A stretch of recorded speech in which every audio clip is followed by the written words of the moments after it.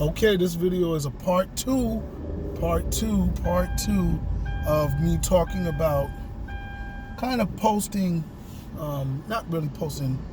I'm going to talk about the subject of the post, not just the post, but kind of dealing with the repercussions of putting a political opinion, right? I'll say repercussions, or even the responsibility of putting a political opinion in your sci-fi.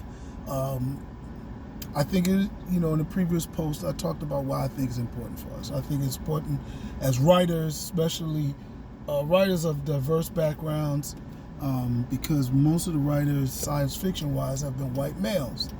So it's important for everybody else, women, black, Native American, Latino, Hispanic, from around the world. Everybody is in America to speculate about the future and offer solutions to it, right? But in the process of doing that, or explaining that to the writers is one thing, right? But then there's a whole nother element that comes into how is that perceived? Some of the things that come from taking a stand. It's really not even taking a stand. It's voicing your opinion, right? Whether it's right or wrong, and I actually don't think, there's good or bad opinions, right?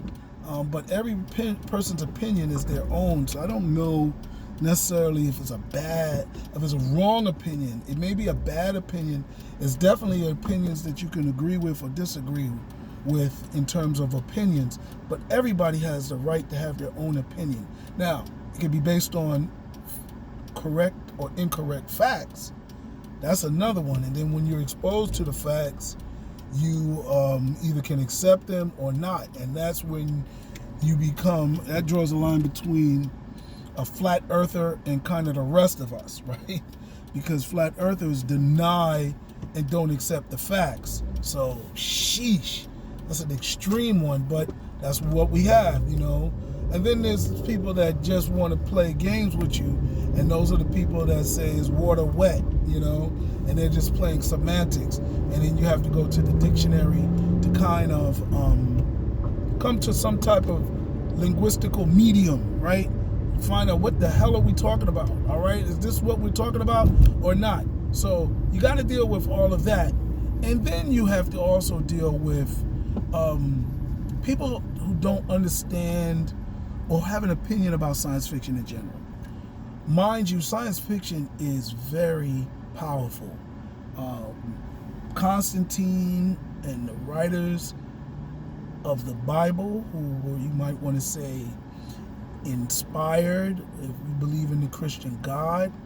I forgot what they called. It's called inspired when you wrote with the inspiration of God in your head. So all of the writers of the Bible, even if they were inspired by God, use science fiction. Revelations is post-apocalypse.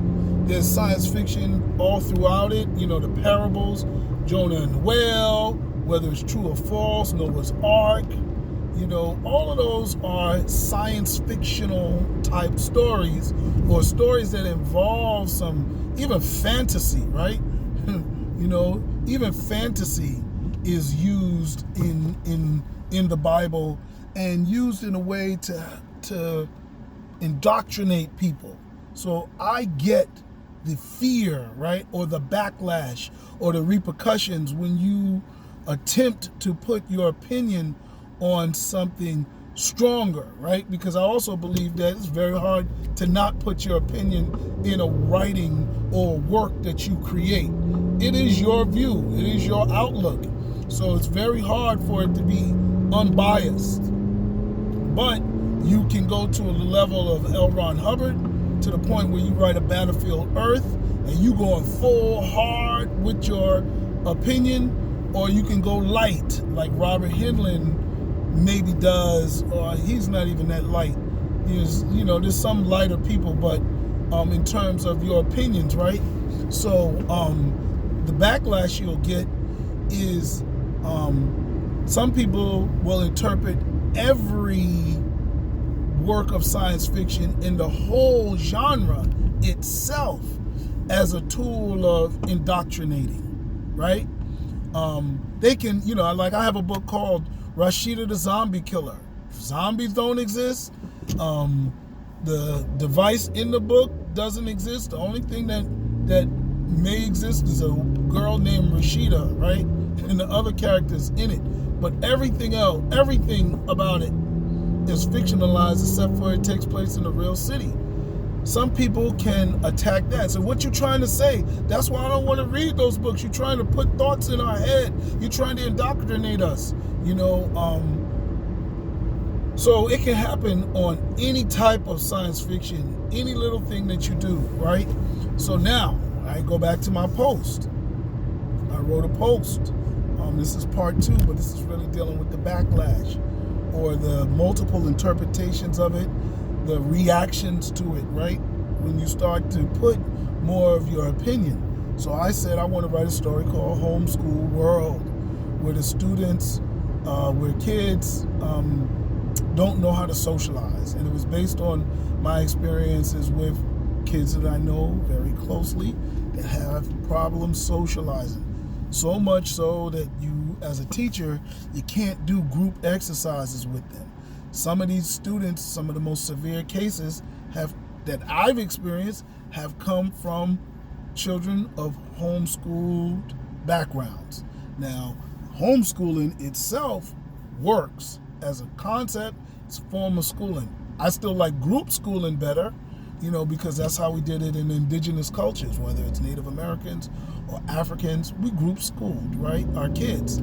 However, because of this crazy American world and society that we live in, I understand why some people don't want to send their kids to school because of where they live and the school district that they may be in. A lot of black schools don't get the funding that schools in predominantly black and minority neighborhoods don't get the funding that other schools get. So their level of education is not on the level of some of the other neighborhoods, predominantly white neighborhoods. And then even in the black neighborhoods, you are getting teachers that don't understand your child, don't understand the culture, don't understand the background. So I totally get why homeschooling and charter schooling and independent schools, private schools, all of those exist outside of the public school framework. However, I think, for the most part, the homeschooling I just wanted to deal with in one particular story, because I think it's scary of what could happen when homeschooling goes wrong, right?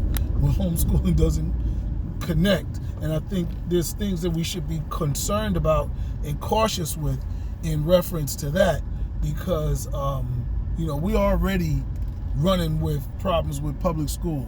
Everybody's hating on public school. That's why we got the homeschooling craze and the charter craze and the independent school craze that we have, because of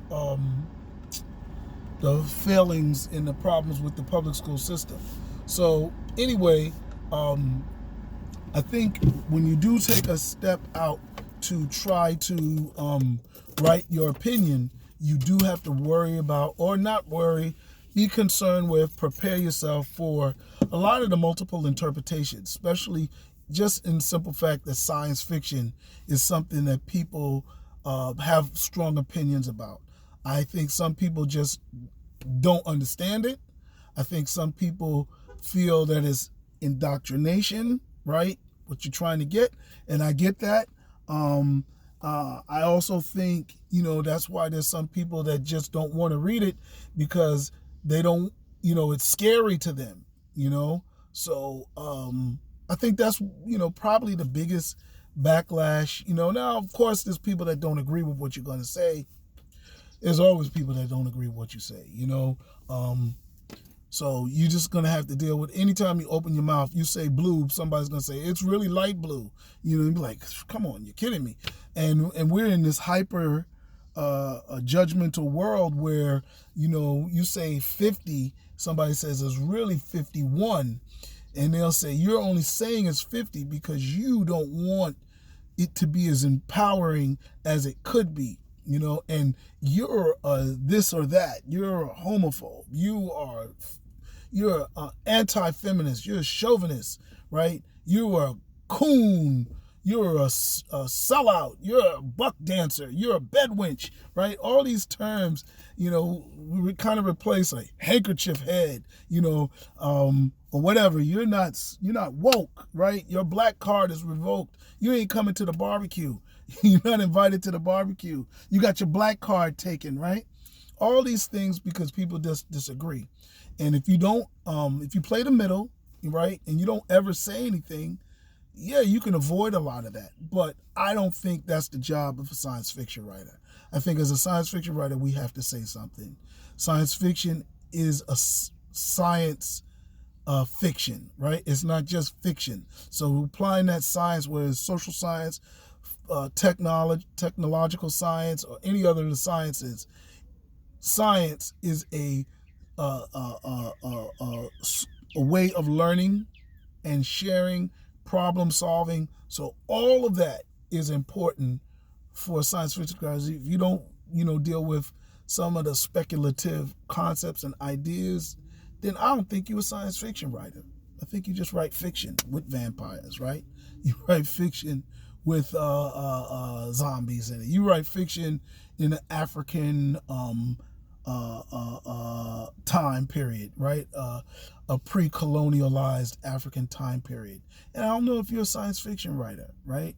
I mean, you might have some light science fiction in it in the sense that, people talk similar and you're applying some of the behaviors to those characters in different time periods. But no, if you ain't dealing with no social issues or something like that, I think it's the levels, right? So you're at a very low level of science fiction, to the point where you might not even be called a science fiction writer. So anyway, that's it. I think, a lot of the backlash is, like I said, because I don't think people fully understand what science fiction is.